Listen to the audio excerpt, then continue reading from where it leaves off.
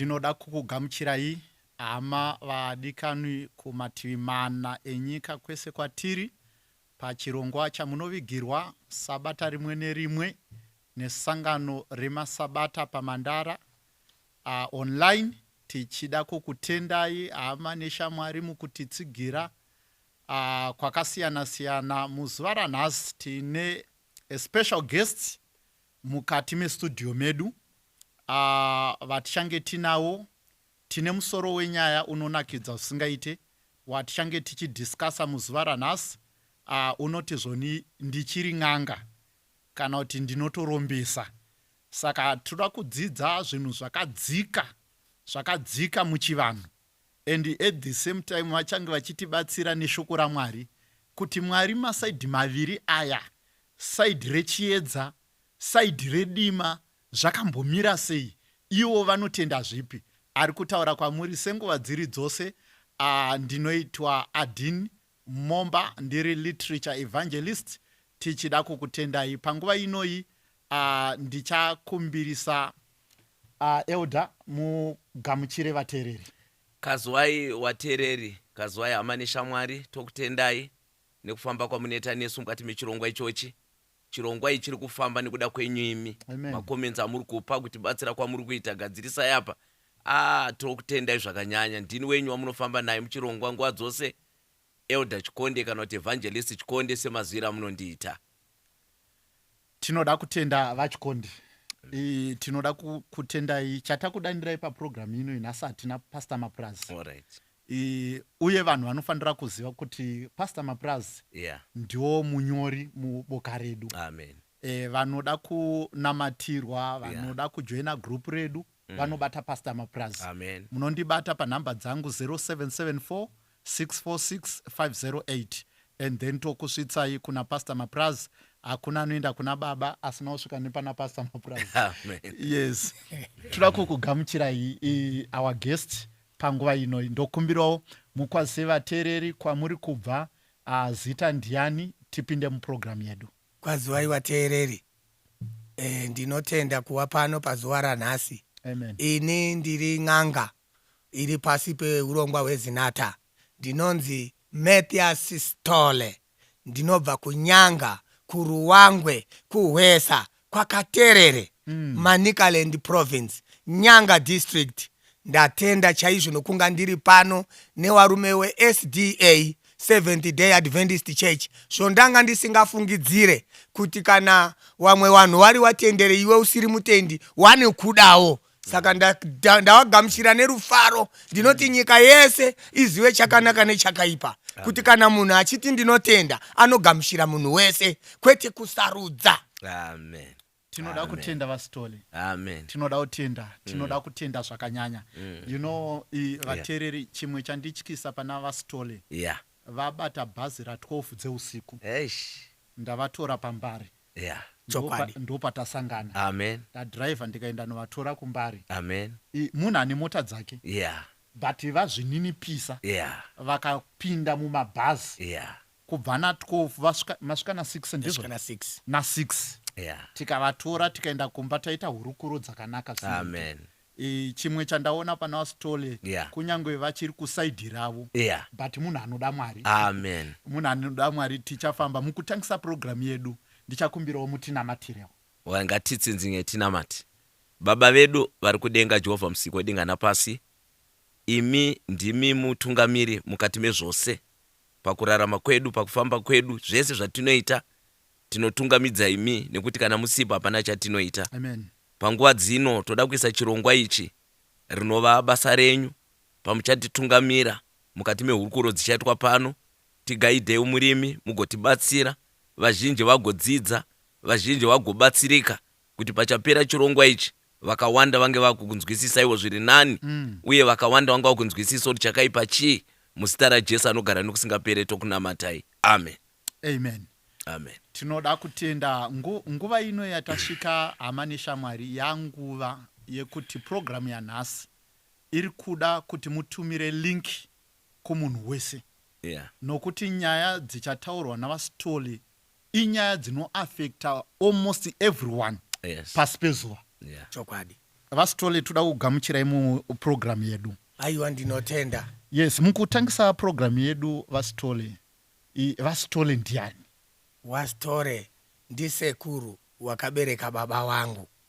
Alright. Vanonzi sekuru Sitole ndiwo vanozita rakazoiswa pandiri mushure mekunge rakanga riri godobori muupenyu hwavo hwese hwekurarama. Wakaberekwa 1880 wakazoshaya 1957.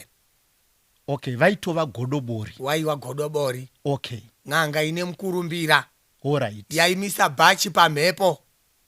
Waishandisa nyoka, gudo, kamba, dzombi, pawa, gwama, mupurwa. Waindoona zvichitenderera pambo usingazivi kuti zvinorevei. Maitozviona zvichitenderera. Tobvunza nhai sekuru, ko nyoka iri kubva pasi pehozi iyo, siya yakadaro ndichairova ndichaitorera muti. Zvaive zvekuti bhaiza kuti titadze kuziva nekuti takanga tichakanyanya kuita wadiki. Asi mushure mekunge tazokura takazoona kuti sekuru awa hawadi kuti nyoka irohwe nekuda kwei.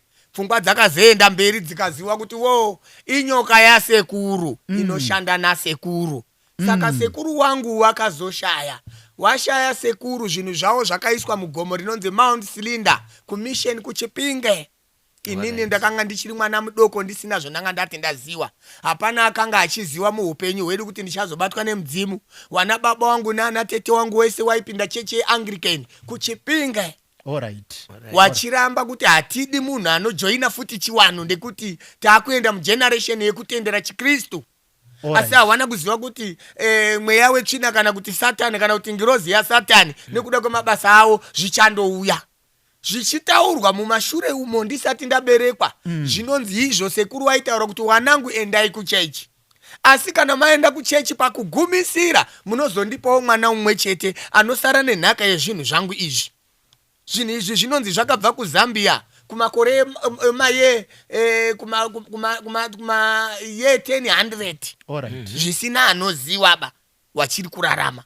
Zvichibva nana sekuru wakawanda wainzi Dhirozvi, the moon and Matedza. Waifamba wachitungamirirwa nenyoka, waifamba nemagwama avo, waita chiwanhu chavo chaita kuti wararame panguva idzodzo. Manyoka ndo dzaichera mishonga inoita kuti wararame panguva yacho iyoyo. Saka tinoti wainamata zvifananidzo. Mushure mekunge watadza kuyambuka nyanza, wachida kuenda kumabvazuva kogarira zuva kwarinobuda, wakabva wazodzoka muChipinge. Ndokubva wanzi namusika wano, imimi zvamadzoka makawanda kudai mafunga zvipi? Zvikanzi taakukumbirawo pekuti timbozorora izvo kunze kwaakunaya. Kana mvura yatsutsa mumwedzi inoita June April, tokontinya takananga kuZambia kumusha kwedu kundora. Wakabva wapiwa chikomo chakanga chiripo. Muchikomo umo wachitaura wana sekuru wanoti ndo maigara mbada, ndo maigara wana nyambobo, ndo maigara wana shato, ndo maigara nhiriri dzese dzinonzi dzinoparadza munhu. Saka mambo kuti arambe kuti handidi wanhu awa warozvi munyika mangu ndekuti wakawandisa zvakamuremera, akaramba nepurani achibva awapa pachikomo ipapo kuti garai pachikomo pasingarimike, pasingaiti gadheni, pasingaite munda, kaiwe kahutsinye kadiki diki wasingazivi kuti Mwari ari kuuya. Wagara pachikomo paye makanga muine mukadzi mukuru ainzi ndiye anga ari hanzvadzi yaana sekuru wedu ainzi Serinda. Ndiye akabva atanga kufira pachikomo ipapo. Wachibva wamuiga pachikomo ipapo. Ndo pakabva pabva zita rekuti Mount Cylinder. MaBritish azouya. Saka wagara kudaro wana baba waye wana sekuru wazoshaika, wakatora zvinhu zvasekuru wachibva wazviisa mubako ikoko kuChipinge. Mount Cylinder. MaBritish paakachizouya akufamba achinemuneta nzvimbo kuti apa paigara ani panonzi pai apa panapa paigara panogara warozhe awa wana Sitole awa. Zvikanzi saka akatanga ipapo kugara angari mukuru ndiani, vanhu vakati angari mukuru akashaika pano ainzi Serinda, vandonzi Mount Cylinder. Alright. Warungu wakabva wavaka zvikoro, mission ichibva yaiswa. Wakatora zvikwambo zviya zvasekuru wangu wakazvinamira mubako wasingazivi, bva waisa chikoro pamusoro. Kuzoti 1978 ndiri kubva kwambuya kuti tiende kotarisa kumba kuti kuri sei sinzi hondo yanyanya kurova, ndipo ndakatorwa nenjuzu. Ndichibva ndagara pasi pemvura kwemazuva anoita 28. Vasitole, kwama kutaura kuno kwakurema uko makunzaka but tiri kufamba tese zviri right. ndo paita kuti ndimuzive kuti ava ndiwo wasitore kuti wakazofamba sei kuti waiti n'anga.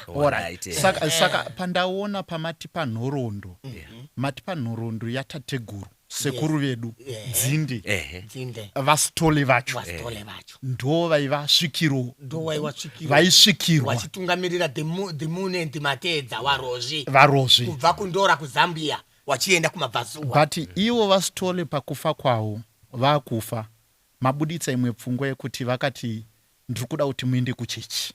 wakataurira vana wavo wese. ini ndichikura baba wangu waipinda Anglican, baba munini wangu waipinda Anglican. Baba mkuru wakazobuda muAnglican wachienda ku7th Day Adventist wanga wapamutare kuzimunya.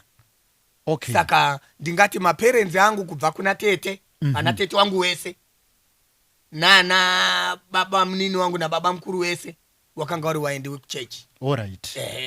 Iwo wanoti sekuru akanga ati wana wese ngawaende kuchechi, asi munozondipopa wana wenyu ipapo, munozondipowo mwana wenyu mumwe chete anonga anozomirira zvinhu zvangu.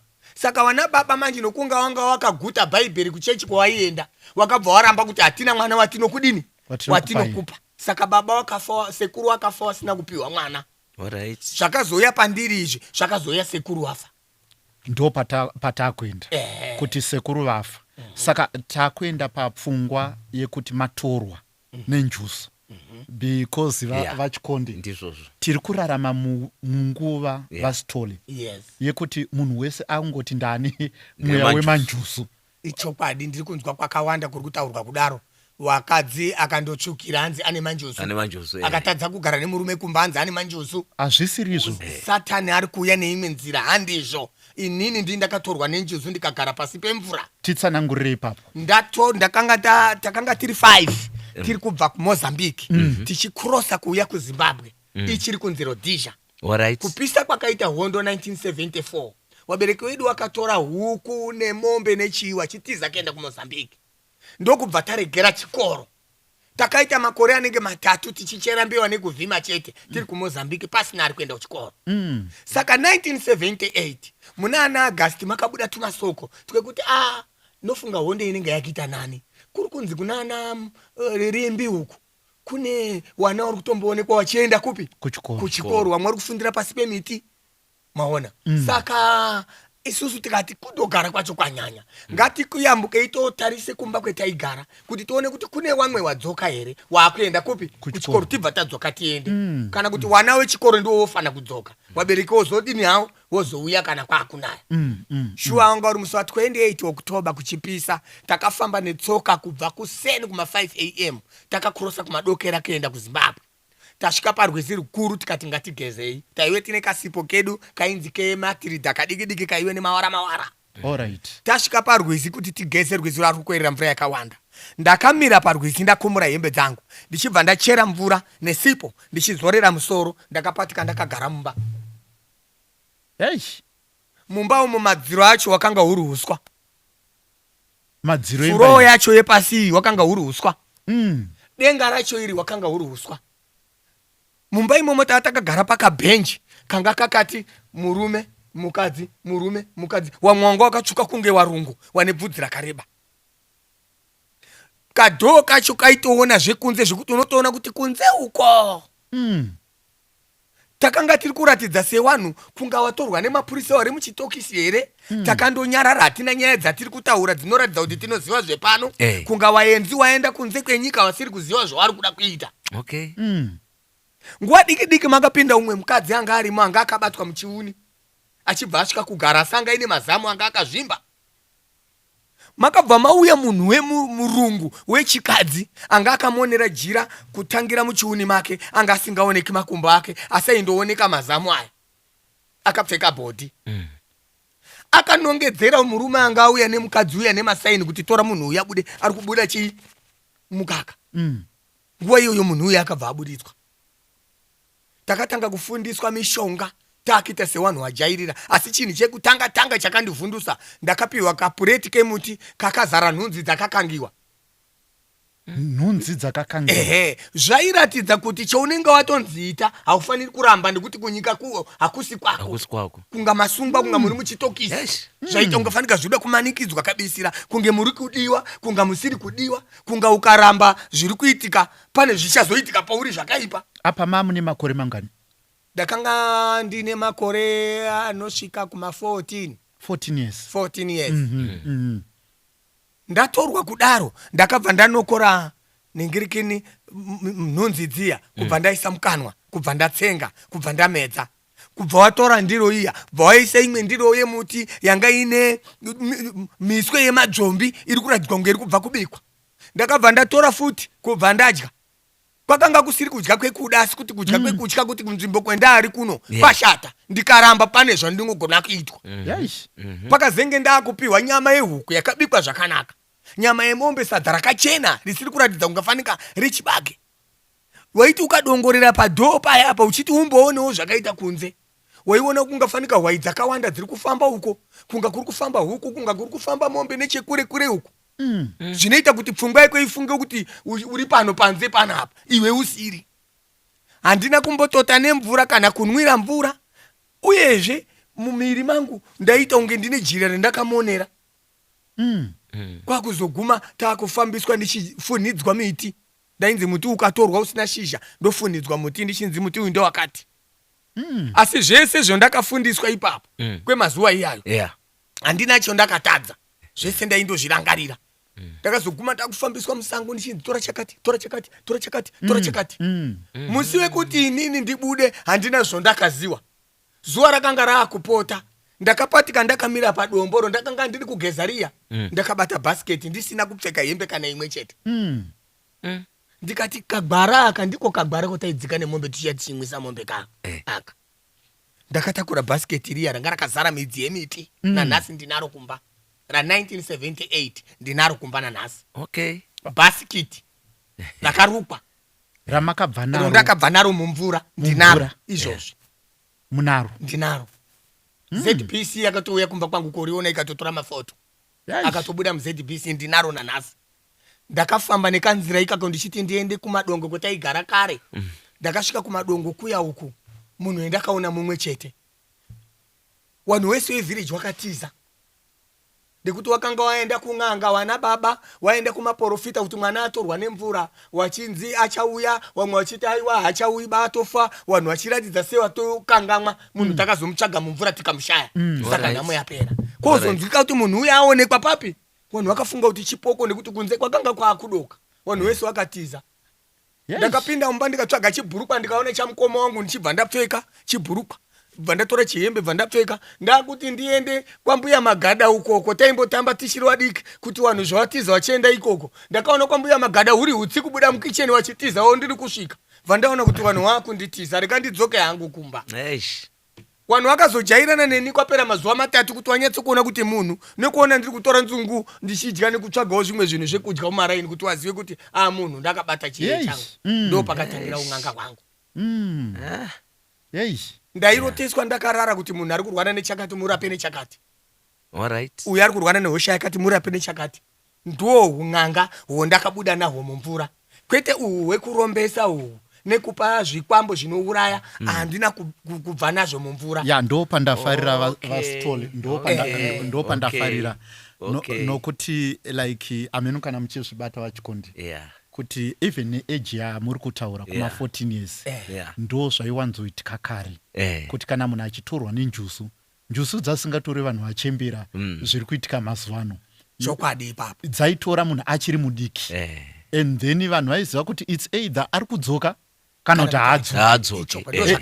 Ende kana adzoka vaitoziva kuti kana adzoka akutodzoka achirapa vanhu. Saka ndokupinda kwamakaita muun'anga. Hamuna kuenda kuun'anga, hamuna kupinda muun'anga iri nzira yekuenda itingati kudii, yekutsvaka mari, yekuuromba, kana kuita nekuda. Vabereki vangu vakafamba n'anga dzinokwana kuita 4. Wachifamba kuti zvinhu zviri kuitika pamwana wedu hatisi kuzvida, ndekuti baba wangu wanga waine bhaniri yakuAnglican, hatisi kuzvida kwese kuna na bhechi nafuku. Wakasvika neni wabereki kun'anga wachindirapisa kusvika wayambuka kuchibawawa Mozambique. Zviri kuitika pamwana uyu no atidi tinoda zvekunamata. Puma mweya wetsvina ndichinamatirwa dziri mvura idzi ndakarohwa dzikapera. Miteuro yese ikaitwa nemapungwe echechi paumba. Asi zvakanyepera kuti mbombombo kunga zvapera. Kuchikoro ndikaenda zvakanaka. Ndakataurira medhemi mukacherwa panonzi Parimbi.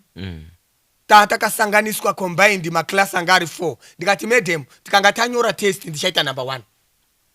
Medhemu wakazondozvipupura kuwabereki wangu ndaita number 1 out of 4 classes. Iyo spirit iya ndiyo yaidaro ndaisazviziwa. Ndizvozvo ndaisaziva kuti spirit ndiyo iri kudaro. Ndasvika kuMozambique kuchibawawa. Ndakaona wamwe mbuya wakanga waine mwana wawo akanga aine dumbu rakazvimba. Richinzi dumbu iri rane 4 years rakazvimba. Wari kuenda muzvipatara uchiita sei ari kudya zvakanaka zvikuitwa ngasi dumbu rakazvimba. Ndikati mbuya, pakona pegarden penyu imimi, pakona pegarden penyu pane bango riripo. Pabango ipapo pane muti wakamera. Midzi yacho endai modzure mise mukapu mupe mwana wenyu amwe. Kwe 5 days anobva asimba. Akabva asimba. Zvakashamisa vanhu vese kuti wazvitorepi. Zvakaratidza kunge zifo wabereki wangu wanoroya wakanga waroya mwana uyu. Inini ndichiona saka ndakazotaura zvakaitika. Kwakanga kuri kuuya kwespirit iyoyo. Uhu ndihwo un'anga hwondakabva nahwo kumvura kurapa. Wane mamhepo, wanopenga, wanoda kurapwa pamiri, dzimba dziri kuramba kupinda mudzimba, mwana musikana ari kutadza kuroorwa, ndinopiwa mushonga kuhope wekumugadzira kuti aroorwe. Ndinotora pabhawa panoitira varume weti, ndonokora weti yacho inogadzirisa nemushonga, ndomugeza kuti chishayi chiri paari chisingadi varume chiende. Murume uyu akura haipfunda haasi kuroora. Ndinoenda kotora kuchipatara kunoitira vakadzi weti, ndotora weti yacho ndosanganisa nemushonga, ndomugezesa murume achenurwa. Akudini? Akuenda kooroora mukadzi. Zviri zvepanyika pano. Ndezvepanyika pano. Thank you so much. Tiri kufamba tese ameno muri kuona iri.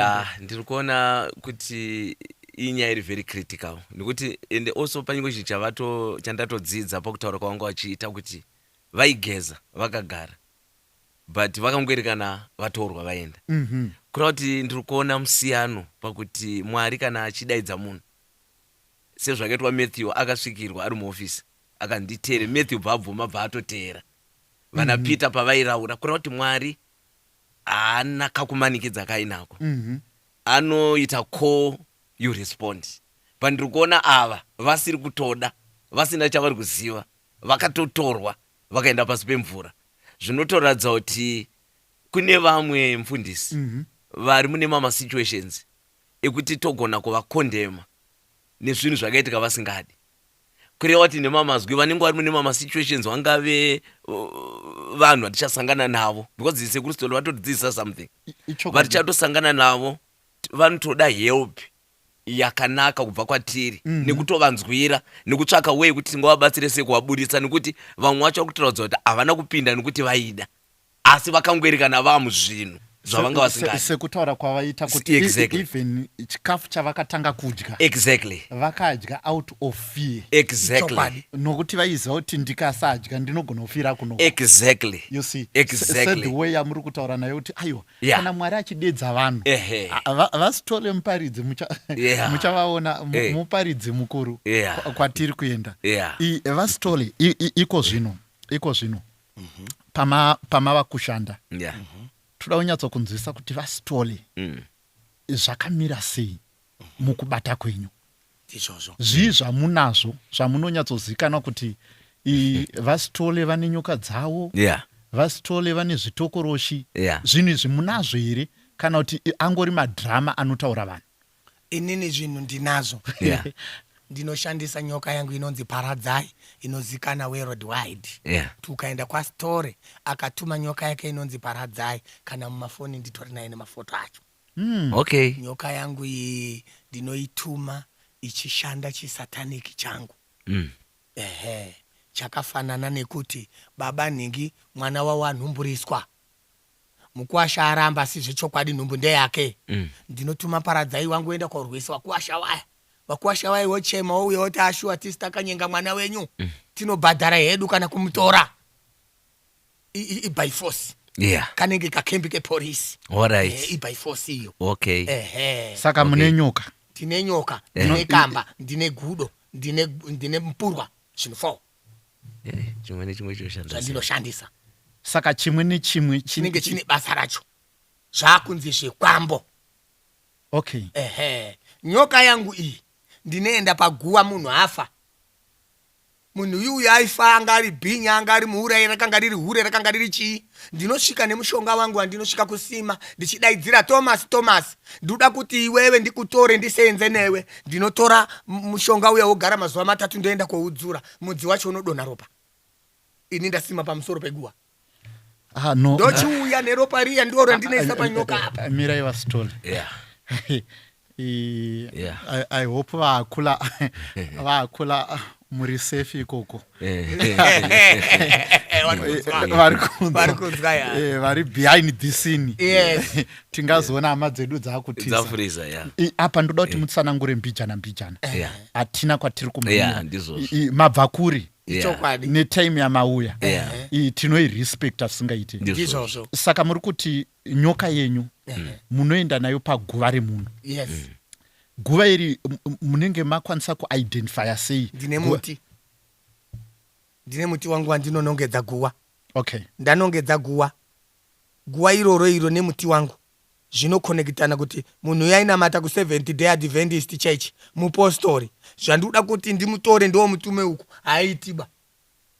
Chinoita kuti ndiende paguwa ndechekuti kuna Luka 17 kune wacharayira wachasvikirwa neJerusarema idzva wasati warayira rufu. Number 2, gehena rako urichatanga pachazorora nyama yako usati watongwa. Saka ndinozviziva kuti baba imimi mukanga muri mumhondi, muri muurayi, muri mutadzi, nhasi mukaenda kowigwa, mweya wenyu pounofanira kuti uzorore uchimirira utongo hwaMwari unonga uri kutambudzika nemabasa omaiita. Saka ndiwo ndinoenda ndoti uya hako ndigare nani newe. Saka ndikanga ndanongedza nemuti wangu tinozivana kuti uyu mutambi webhora uyu iDynamosi. Ndobva ndatora ndochiuya nemweya uya ndoisa panyoka yangu. Nyoka yangu mozonzwa paradze ane basa wakomana akatumwa anobva adai. Ndiri kuseenzesa munhu upi? Uya. Kuita zvimabasa akaipa nekuti anga agara ari muipi nakudhara. Saka muri kuti kumakuva uku kana muchibatisa muri kuti kumakuva uku mweya yamunoshanda nayo nokuti isusu kushoko raMwari mimi mataura bhaibheri te tichibatsirana kushoko raMwari mabuditsa pfungwa yekuti kune vanhu vanofa vakanaka ivava mugonotamba navo. Andigoni kutamba navo. Chikristu chenyu baba chanhasi munonyatsopabata. Chikristu chamuinacho nhasi mukarara mafa mukawigwa, inini ndinozviziva kuti pafa mukristu apa. Okay. Ndikasvika ipapo inini ndinoziva kuti pafa mukristu. Nhasi imimi ndikakutumai kuti baba endai maupanye shopo yanhingi tibe zvinhu, munoramba ipapo kuti handidi. Ndo marambiro achaita spirit yenyu kana madini. Okay. Kuti izvozvo handiti. Ndikupabata. Ndikufollowa so closely. So closely. Endai nesu pakudyara kwamunoita. Ndinodyara muti wangu pamusoro peguwa. Thomas, ndiri kuda kukutora kuti ndishande newe. Kana wandiseenzera basa ndichakupa chaunodisisa paupenyu hwako. Apa mutaura nemufi? Ndikutaura nemufi ari mukati meguwa. Okay. Imimi pamuri imimi muri munhu wemurume. Kana ndikakupa imota 20 makagara muri mega kudai munototi hakuna kidzi. Asi ndikakupa munhu wemukadzi kana dai musina kana nehembe munotaiwa kunonakidza ndakapiwa chimaoko. Saka ndinoziva kuti munhu chinhu chaanofarira mukadzi. Saka uyu wendiri kumutsa Thomas uyu ndinomuti ndinozokupa mukadzi ndiko kuti tiwirirane.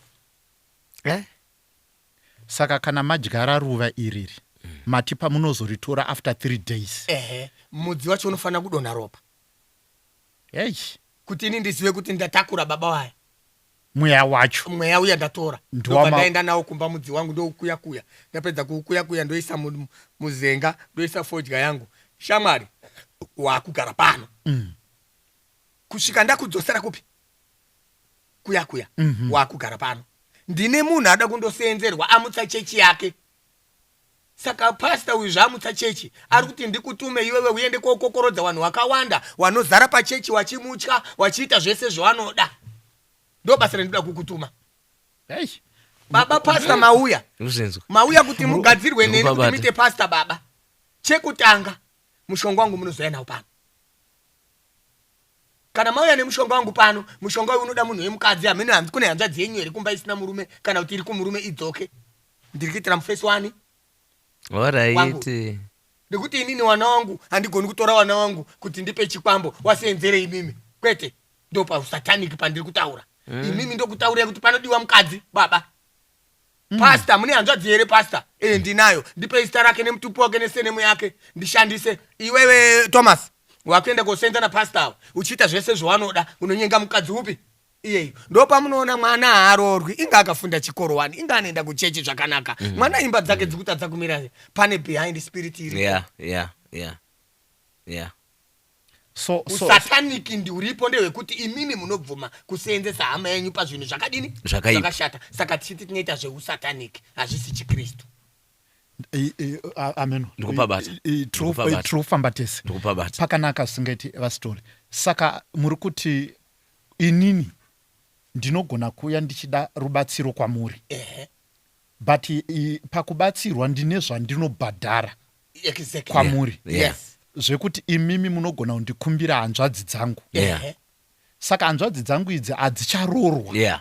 Imwe yacho icharorwa. Mukadzi anotambudzika. Mwana anonamata zvakanaka. Inga ane tsika dzakanaka. Anosenza basa rakanaka. Abvashai murume anomuroora. Spirit iyeyo ndakaombera iyeyi. Iri kufamba iri kumashure kwemusikana uyu. Ichidzinga varume vari kuda kuroora. Mukaona ari kutonyengwa nechekumbare uko chisingarori ndo chaanotonyengwa nacho. Pamwe murume mushina anosvika ane tai anonamata nebhaibheri anobva ajika mwana wenyu kuramba. Handidi. Pane chiri kumurambidza apa chamusiri kuona.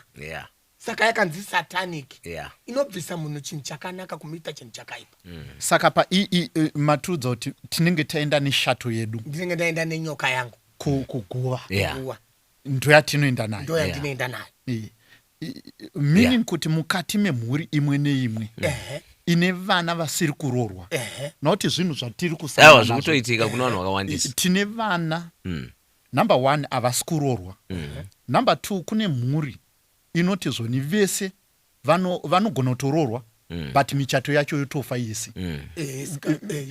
Ndizvozvo mukadzi wechikwamba anofanira kudzoka. Yes, ani mukadzi wechikwamba anodzoka. Saka izvi zvamunenge muchiita nemishonga iyi munotombotendera kuti munhu apinde mumarriage.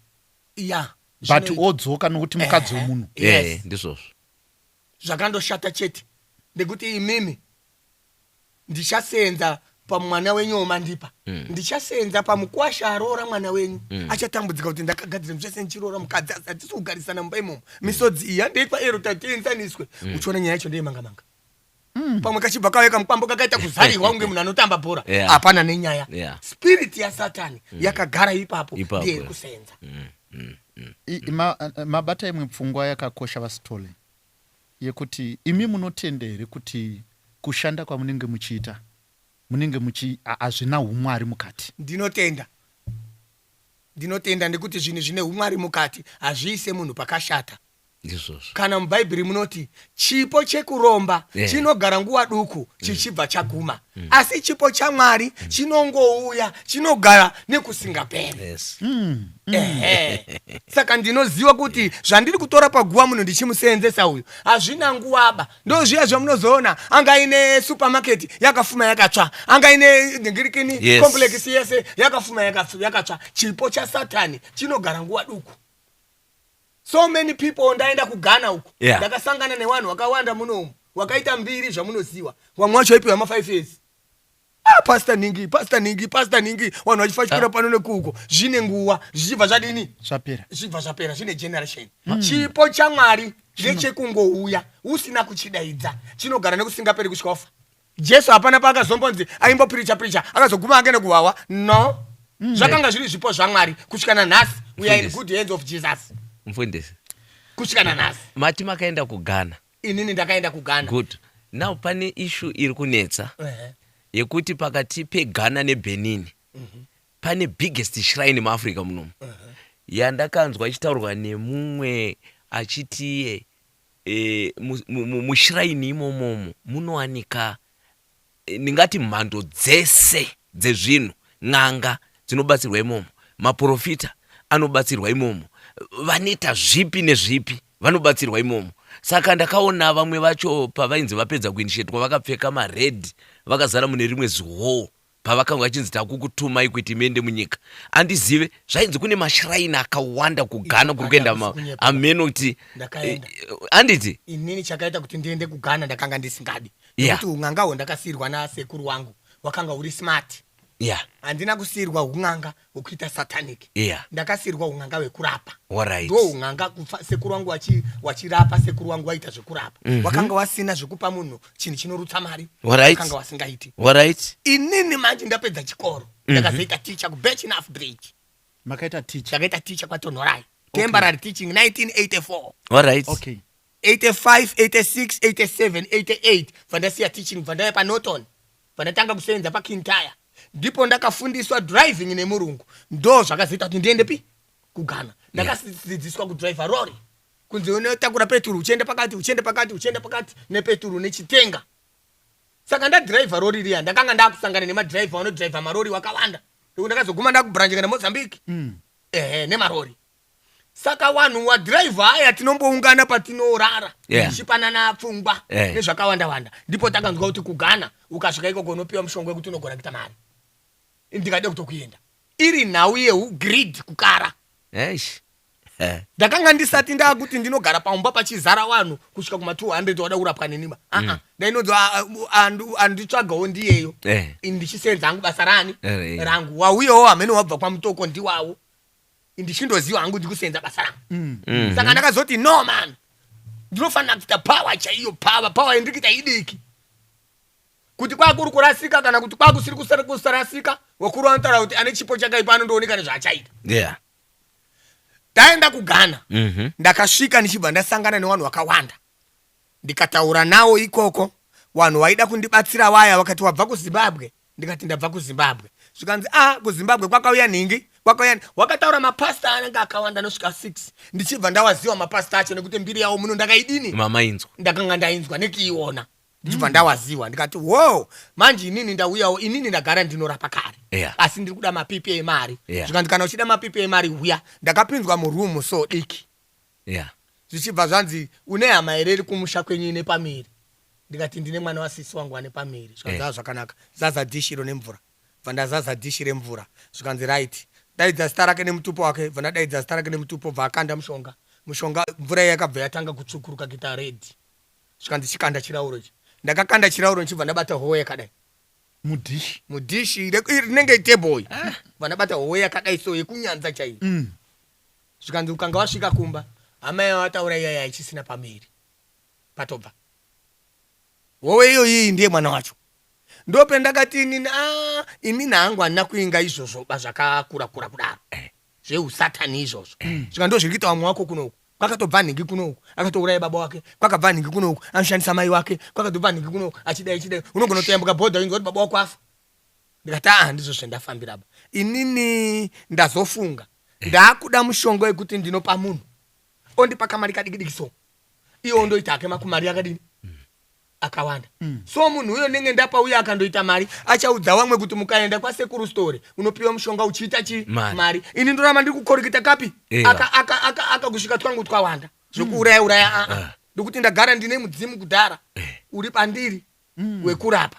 Saka hazvizowirirani pakuti ndisanganise zvasekuru nezvipi nezvizvi. Zvikanzi zvakanaka ndochikupa muti. Ndope ndakapiwa muti makaupiwa kuGhana? Ndapiwa kuGhana. Ndo muti womaona waita mbiri Zimbabwe yese kuti kwaStory ndichibuda nomaTV nomaredio mese. Muti wamakabva nawo kuGhana? Muti ndakabva nawo kuGhana kwete zvasekuru wangu ba.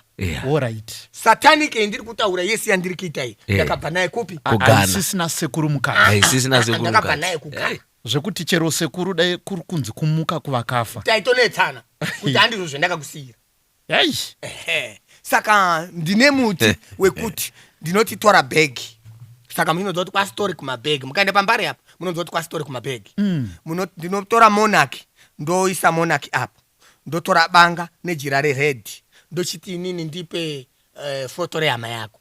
Bondipa foto rehama yako ndoisa mudishi ndoisa mari. Ndochiti baya nebanga so. Daidza zita rake nemutupo udaidze utaure kuti ndakukuuraya nekuti ndiri kuda mari. Iwe kamari kangu isa uko. ndokuti hazviti kuti titambidzane mari. Uya akazofa mweya wake ukazoya kwandiri kuti chiremba wandiurayire ndinoshaya chekupindura. Saka iwewe mari yangu isa kupi? Isa uku mari yangu uku. Chibata iwewe banga, tora jira iro, waridza mudhishi, tora foto, isa pamusoro, tora mushonga uyu, isa uyu, chipfugama, chibaya nebanga. Daidzira, John, uri muning'ine wangu, mwana wa baba wangu namai wangu chaiwo. Nhasi ndakukuuraya nekuti ndiri kuda mari yakawanda yekuti ndiite upfumi. Obva wabaya. Wabaya bva ndati chitora zvese zvakadaro, nekamuti yakauise mubhegi, vhara bhegi rako, isa apo. Enda akogare 3 days. Chiuya vhura wega bhegi rako, unoona rakazara nema USA ega. Asi hama yako yadini? Yafa. Akandopidiguka nemota. Ari kunzi anga ine musoro wakanyanya kuchipatara. Haana nekuzombodya mapiritsi. Ari kunzi akanga ine kuchipatara mutanzi ikenza here. Ari kunzi hanzi pane bhazi rapidiguka iye abva afira mupi? Ipapo. Isataniki. Hazvina chikristu. Ndezvepanyika pano. Zvichira kuti kune maaccident ari kuitika. Chaizvo. Ari kukonzereswa nehama. Ndinotozviziva. Ari kukonzereswa nehama. Mushonga wenyu imimi unofanira kunga uchimwa ropa every 6 months kana kuti gore kana kuti 2 years. Nguva yakwana yekuti mushonga yeumwe ropa munoenda kouisa mutara umu. Bhazi rinopidiguka pofa 167. Saka ndati chisataniki. Wauri kuurayawo wane chiwakakutadzira here? Ndo usatani wacho watinotaura. Iwewe woita macomplex, mabhazi, marori, upfumi kunga uchatotenga nendege nekushandisa wamwe wanhu. Ndezvepanyika panapo. Tuda ku so pasegment inoyi chimwe chinhu chatanotisa ndechekuti zvoni kune vanhu vari kuya kwamuri. I think patati chiuya patati chifamba tese tine someone anga chitokufonerai chokwadi achida kuti asenzesa hanzvadzi yake and then ibva mamuti une hanzvadzi here hanzvadzi yako haicharorwa kana wada zvinhu izvi tachitotaura tichitouya vanhu ivava vane rugareri vanhu vari kuita zvinhu izvi mubasa renyu kunyange mamupa number 1 uyo hanzvadzi yake haicharorwa kana kuti aurayisa baba vake kune vanhu vari kuya kwamuri wakawanda vari kuuraya hama dzavo wakawandisa ndizvo ndiri ndizvozvo kungoti nyaya dzacho tazobata dzakawanda but segment imwe yatoda kuti mutibatsire pane imwe yatichazopinda nokuti tikuona kuti nguva dzedu tikuda imwe pati ndiye vafundisi vari kuya kwamuri vachivhura machechi ndizvozvo but vari kusacrifice hama dzavo ichokwadi wakawanda vakawanda ndinotowaziwa pfungwa yandoda kuisa ndeyekuti vanhu vari kuita zvinhu izvi vane rugareri kunyange vachiwana mari dzacho ivo zvinopera here zvakanaka? Hazviperi zvakanaka. Inini ndichimupa ndini wacho ndinofanira kutanga kumutsanangurira chokwadi ndekuti ndikasamutsanangurira chokwadi ndaita mhosva kuna Mwari. Alright. Inini ndinofanira kutanga kutsanangurira chokwadi. Ndinoita mhosva kuna Mwari 1, ndinoita mhosva kwandiri 2. Ndekuti munhu wendikuda kuparadza uyo handina ukama naye, haana chaakanditadzira. Kana asvika kuna Mwari mweya wake achachema kuti Mwari inini ndaida kuona gotwe rangu, asi ndakadimburirwa upenyu hwangu nekuda kwana nhingi. Mwari anomubvumidza kuti dzoka woshunguridze vanhu vakakudini, wakakuuraya. Achazosvika nekwandiri achindibvunza kuti ko iwewe wakanga uri kundiuraya ndakanga ndakutadzirei. Saka ndichitanga ndataurira hama yacho chokwadi. Mushonga uri kuda kuti uite mufundisi kuti tishandise mwana wa baba mukuru wako. Mwana wa baba mukuru wako achafa asi unoita mbiri chaizvo. Asi kumagumisiro iwewe wacho kumagumisiro 07 mukadzi wemunhu anonaka. Asi inzira yakafanana nekupinda mugoronga. Mugoronga macho hamuna anozokubatsira kudini? Kubuda. Saka ndinofana kumutsanangurira chokwadi kuti uchaita mari, uchaita mbiri, uchaita upenyu hwakanaka kwe short period. Asi uyu akanga akumuka uyu ihama yako. Kuna Mwari haanetseka, anouya straight achinanga pamutupo une zita, anokuziva nekuti mune chii? Neukama. Uchazotadza kurara mimba yako yakanaka iya, uchirara seri kwedanga remombe. Asi inini nganga ndikurara mumba mangu makanaka. Ndafarira pa munhu afona tiri tese. Vamuudza chokwadi. Mamuudza chokwadi. Ndamuudza chokwadi. Mamuudza kuti zvinhu izvi zvauda kutamba nazvo izvi. Zvekuti wakuda kusacrifice sisi vako kuti vasarorwe. And ataura kuti sisi vangu vachiri kuchikoro vari kutonyora form 4 vari kutonyora tatitori tese shame. but iye audziwa navastole kuti zvinhu izvi uri kuzvida here zvikanzi hazvina basa yes ndiri kutoya naye saka ndo patiri kuona kuipa kwenyika kwamamuchitaura chokwadi amenopasa ya ndoda kuuya pane dzimwe pfungwa dzinokosha pakutaura kwavaita. Number 1, ndaona kuti panyaya yavanga vachinyatsotsanankura panapa pari kuratidza kuti zvinonzi najesu kuna John 8:44 satani muurai. Ndaona kuti zvishuwa gemu rakawanda ndere kuuraya even vanhu vari innocent. Satani achitambira kusakura kuti jesu paiti satani muurai akanga asinganyepi kureva kuti hatifaniri kutambira kwaari. Number 1. Number 2, Muparidzi 9 vhesi ya5 pane pfungwa inondibata yekuti inoti vapenyu vanoziva kuti vachazofa asi vakafa havana chavanoziva. Ndauda kuyema ipapoindi yataurwa navastole ndaida. Muri kuona nyaya iri kuitika panapa, Mwari anoti vakafa havana chavanoziva ende vanonzi havagone kubuda muguva ndikati Job chapter 7 verse 9 and 10 hanzi abude muguva kana mumba kwake adzokere. Saka ndakuona kuti pane tsoro hombe nekuti havasi vekutanga unzwa vachitaura nyaya iyi. Kune vakawanda nganga dzandakasangana nadzo dzichitaura nyaya vari kutaura iyi yekuti panogona kutorwa mweya wemunhu akafa vogara nawo kandi wopota uchishandiswa. Saka panapa mukatarira Genesis 2:7 mfundisi inoti Mwari aumba munhu neguru refu akafuridzira mweya weupenyu life giving breath. Muparidzi 12:7 yobva yati kana munhu akufa ivhu reriye nemweya wakafiridzirwa naMwari zvinobva zvaparadzana. Saka zvakureva kuti pari kunzi pane mweya unotorwa pamunhu akafa ugarwa nawo wakuradzwa kuti hauzi mweya wemunhu uyu, pane a strange spirit iripo nawo. Muri kubata nekuti mukaenda pana Revelation 12:12 inoti fara imi munogara kudenga mune nhamo nyika negungwa nekuti mweya wakaipa akaburukira kwamuri. Saka chiri kunzi mweya wakaipa ndi Satani nengirozi dzake. Saka drama hombe randiri kuona riri kuitika pa nderekuti ma-evil angels ndo ma-spirits ari kuenda kunogara neng'anga oita kunge vanhu vakafa vave ndo ari kushandiswa iwo ari ma-evil spirits akadzingwa kudenga ayayi ndo ari kugarwa nawo oita basa rekuuraya vanhu. manzwa zvavari kutaura anoziva zvese zvepanyika handiti maona anoziva zvese exactly zvepanyika. Satani akaiswa panyika exactly akaiswa panyika panapa anoziva zvese Satani haana chaasingazivi. handi maibata mukasvika pamba pangu inini ndichikutarisai kudai ndinotarisa chiri kumashure kwenyu ndotaura kuti baba munonzi Thomas mukanwa menyu mune mazina akati Satani ari kundiudza zvepanyika pano kwete zvekudenga. Zvepanyika papi hakuna n'anga inozoprofita ichiti hariruya Yemen Jesu akagara pakadai zvekudenga no kana dhimoni rikabuda notaura zvepanyika pano. Saka zvese izvi zvinoshandiswa naSatani ndokuti Satani akakandirwa pasi penyika. Ndiani zvese izvi. Vastole thank you so much pastor nekutibatsira ndanzwa vastole vachiti amen. Vastole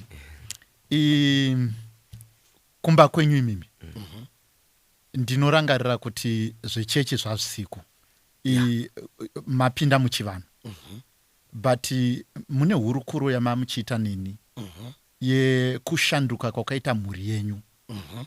Zvii zvakaitika ndezvekuti ndanga ndiri kuMozambique pamba pangu pakasvika vanhu 3 mukadzi 1 varume 2 wachiti isusu tiriwe SDA kana kuti Seventh Day Adventist Church tauya kuzovhurawo church tinobva panyamudeza pachikoro apo ndo patiri kugara hedu. Saka tiri kufambira vanhu wese wemudunhu muno tichiwaparidzira shoko kune vanoda hawo newasingadi. Saka tinotanga tati gogogoyi munhu ndiyewo tibvumidza kupinda ati haadi topfuura hedu nei nenzira. Saka vadzimai vakabva vandifonera kuti kune vanhu vauya vanhu vari kunzi wabva pachikoro panyamudeza wari kufamba wane mabhuku wari kuti wari kuparidzira vanhu shoko raMwari wati tiriwe Seventh Day. Ndikati wo saka wavhurirei gedhi muwapinze mukati wagare mudining wataure hawo nyaya yewadini yawafambira wozoenda hawo. Vawavhurira paya madzimai ndobva wabikira tii mudining muya vawatanga basa rawo. Wakatoita ndinenge 1.5 hour waine family yangu ini ndisipo vandiri kuMozambique. Kubva kuma 1 vawandifonera zvikanzi vanhu waye wapedza wati taakudini taakuyenda. Ndikati saka imimi mati kudii nazvo zvikanzi isusu tikutoti kana mauya tikukumbirei tafunga hedu kunamata nevanhu wapi ivava. Ndikati wapei foni wapiwa foni ndikati makadiko mkuru zvikanzi tipeni makadiwo ndimi ani zvikanzi ini ndinonzi Eroda Mzungu ndiri panyamudeza pachikoro apa uno muru wangu Eroda Mzungu ndikati ndimi masvika paumba pangu zvikanzi tiri kuita basa rekuparidzira vanhu tine chechi yetuda kumutsa ye7th day tine vakuru vedu vakabva kuHarare ndikati saka ndiri kunzwa mai wari kuti waruda kunamata nani nemi kana wabvuma ibvai matora maiwo wese newananwo wese amen zvikanzi mazvita henyu munhu waMwari ndikati ibvai matora wese asi ndikanga ndauya ndichaonana nemi kuti muzonditaurire kuti munovada zuva ripi nguva dzipi wasopoti wachidini wachiuya zvikanzi zvakanaka Saturday ino tiri kutovada tibva tatenda nawo kowajoinidza kune vamwe tichiwapirawo pamberi pevamwe kuti ndidzo nhengo dzedu nekuzoronga zuva rekuvabhabhatidza ndikati pakanaka shuwa Saturday manatakura mota yangu kuenda kwaNyamudeza kutosvika kutori nevanhu wakatoti wandei wamwe wabva kwaChapatarongo wamwe wabva kwaMunemo kanzi ndo wanyowani wacho awa wakabva kuHarare waya awa wari mudariro wari kuita zvavanodini zvavanoziva vamwe vachidini vachiona ndakaona vanhu vanenge vari kuzvifarira ndikati kana neni ndatozvifarirawo mhuri yangu ngaiende.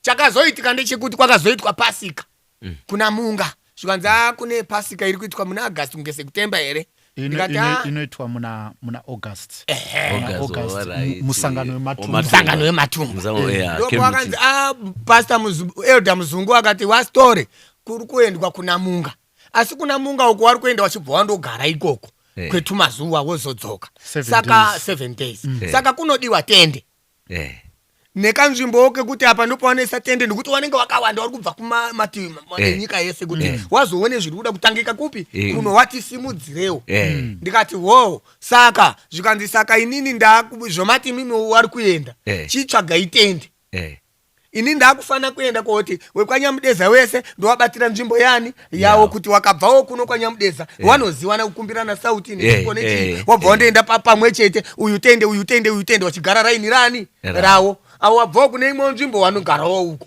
ndikati zvakanaka chiendai henyu muri kuwada rini zvikanzi ndiri kuwada musi weMande kana kuti Sunday ndikati aiwa ndikuya nawo Mande yakwana rongedze ubva taenda kuya kusvikira akatibatira nzvimbo bva taisa tende yedu apa vandasiya ndawakakira wamwe wakaka andimuwa ndiro pakaitwa kubva ndawasiya variko kuchechi kuya Elder Mzungu ndakamuona muriyo Elder ndakusiyirai mhuri ndakuenda zvakanaka kubva ndaita ndinenge 4 days ndikati nditakure muriwo wokuendesera wana inofanira kunge yanga iri Saturday kuma 11 kubva ndaenda kuendesa muriwo vandasvika kuonana naElder Mzungu zvikanzi kune wabva kuHarare wamwe wabva kwaMutare wari mutende umo wati yanzi tuda kukuona iwo tibhuye nemi ndikati inini ndikabva ndasvikawo kusiya muriwo nekudzokera iwo vanhu vari pachechi ndinomboendawo ndogarawo ndonzwawo masoko mairi wazopedzawo chechi tapedzawo pamwe chete ndoenda kwabva ndaenda paya kusvika kugara rodhaurwa bhaibheri saka chinhu chikuru chendakachiwa ndakasvika twana tudiki twema3 years tuna medhemu watwo twema 5 years tuna medhemu watwo twema 9 years tuna medhemu watwo tutori nemabhuku avawo dzamhandara dzakura dzina medhemu wani wadzo watori nemabhuku saka ndikati ndio chechi yakanaka inoti 1 inofundisa wana wachikura netsika dzakanaka ende vanhu vari nharaunda iyoyo ndaona ungu wakuzvifarira vamwe vakutoporomisa kuti this year kana pari kuitwa pasika toda kutobva Mozambique tiyambuke kuuyawo wari kuona zvakanaka zviri kuitwa nevanhu vapinda muchechi mupi ndo zvendakachiwa muchechi iyoyo ende matambiriro wakandiita hawana kundisema kuti inini ndinoita zvemishonga nezvemashavi ndakaona vari kundiita welcome chaizvo kungafanika tine 8 years tichinamata tese ndope ndakabva ndaona kuti welcome yowandiita yaratidza kuti mhuri yangu iri kudini ndichibva ndadzoka kubasa kwangu uku ndichibva ndaona kuti kubvapo ndiri kupa vanhu mishonga yakashata yezvikwambu yekukoka vanhu neyekuita ukuru wanganiwe ndaona we7th day ndobva ndaona washoma kubva ndaona kuti right umu mune kaeducation ndekuti vanoshandisa bhaibheri saka vaneka ruzivo kwekuti zvakashata tinoda kusiya ava vari kuti tiri maprofita vanouka ava andodzvowana Satani bvati ndinonamata andodzvowana that's why vari kuwanda saka chechi yakadini yakanaka saka mhuri yangu yese ndimo muchafira imo mu7th day kana ini ndikafa I want 7th day to come to my house amen kusvika vandiwiga kwandinoendeka utenge tizotaurawo zviri mberi hazvina anoziva amen ndo madiro ndakaita chechi ye7th day saka pandakanzwa kasoko kuti uri kudiwa uko hazvina ndichiudza adzimai kasikaimuka iyendai kwakawa kutinwa tonge mudhibhi chaimo zvokuti wasara wari kufara chaizvo vanhu kumba uko. Tinotenda mazviona manje. Tinotenda vateereri. Toda kutenda nechirongwa chakanaka. Vasitole imimi ndimi guests wedu makatikoshera muzuva ranhasi chaizvo. Kune vanhu vanoita zvekubata mishonga, vanhu vari kupfudza hama dzavo, vanhu vari innocent nenyaya dzekunamata dzamungatauri. Advice yamungapi kunyika munyaya idzi dzatiri kutaura nezvadzo ndedzipi? Inini ndinopa hangu advice kuti hongu inini ndini murombesi, ndinorombesa ndichiita mari nazvo, asi ndiri kupa advice yekuti zvakanaka kupinda mudare mangu uchiti inini ndauya kogadzirwawo munyama wendiinawo, mwana wangu asi kuroorwa, inini wacho handisi kusenza basa zvakanaka, pane kuuya uchiromba tokoroshi inouraya hama yako, nekuti mangwana zvichadzoka futi kunani? Kwauri. Iwewe ndiwo uchazofamba uchituka ng'anga kuti ng'anga dzakashata. Mushure mekunge kuuraya kwawaita kuya, Mwari yakusandukira. Munhu waunouraya uyu, mweya wake paunoenda kozorora, unogona kuzorora uchichema wakatarisana naMwari ndekuti ndiye musiki wezvese. Mwari haafari kuti wakauraya nyama yangu uchidimbudzira panzira. Pamwe ane dzimwe nzira dzaanorwisa nadzo dzatisingazivi. Satani wamunoona uyu mwana waMwari, the first son of God, Lucifer, ndiye Satani uyu. Unoziva sei ko Mwari akazotuma Satani uyu kuti enda urwise munhu akauraya munhu? Unozviziva sei? Unozoona mumba mako ndima kandiuraya nonzi Petros, ende riri shuwa wakauraya Petros. Ndekuti Bhaibheri rinoti, shoko raMwari rinoti, munhu kana achinga afa azorora. Haana chaachaziwa, haana chaachaita.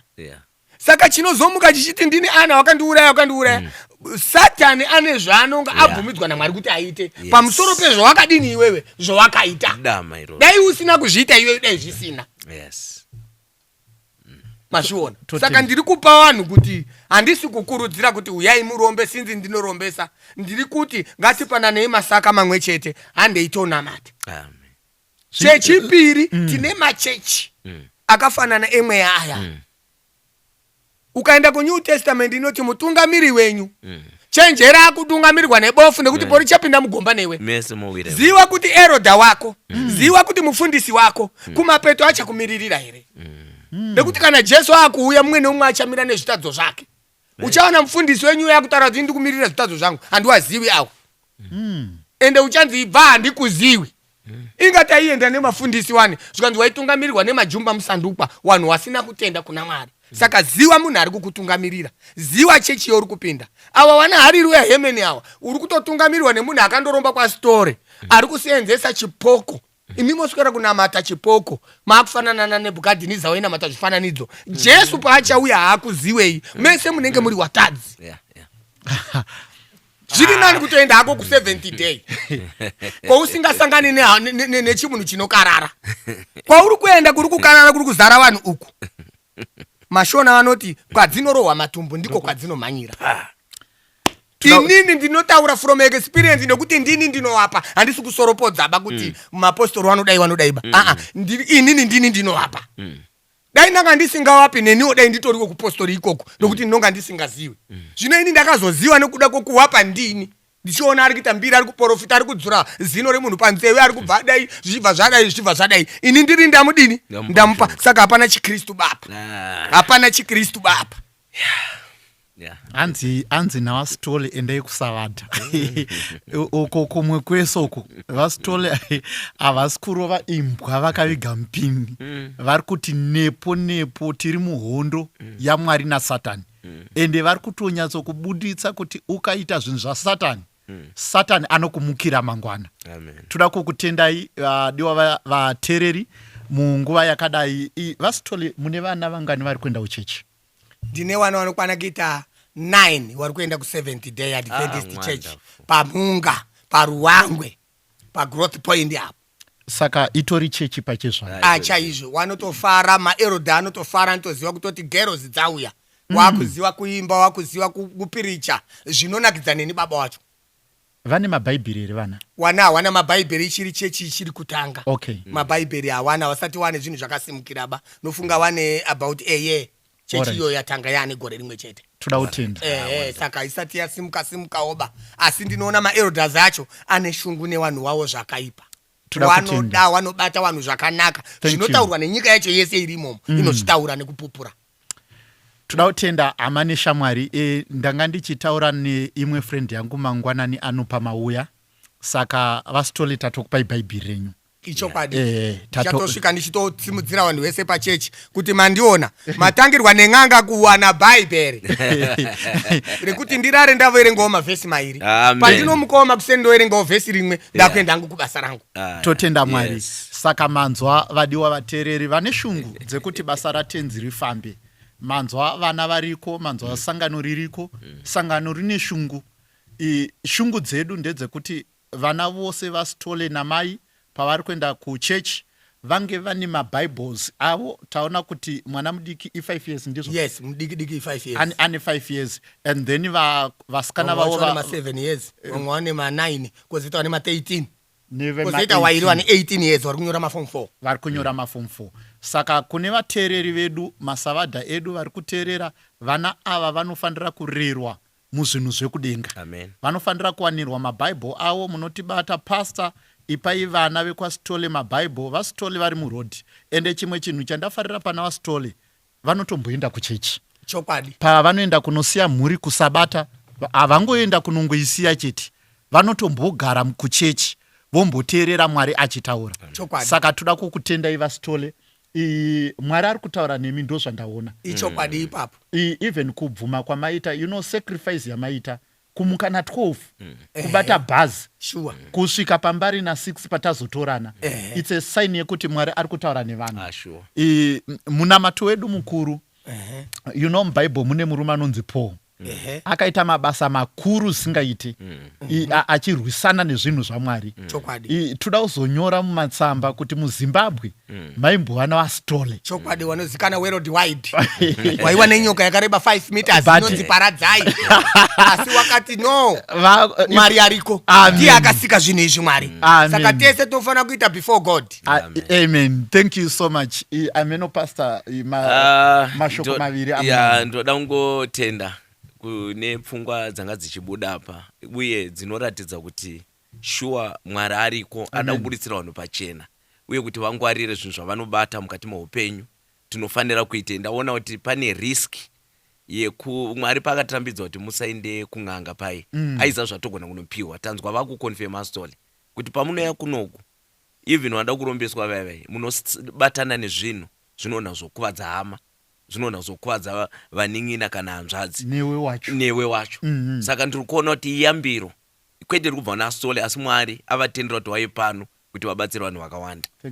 Finally ndoda kuti inini mukacherechedza ndabata imwe pfungwa huru nekuti mukatarisa miti yese yakasikwa naMwari mufundisi, miti yese zvayo hakuna muti wakasikwa naMwari une midzi yekuti ukangonechera wega pasina zvimwe zvinhu zviripo midzi yacho inoita mashiripiti. Hakuna.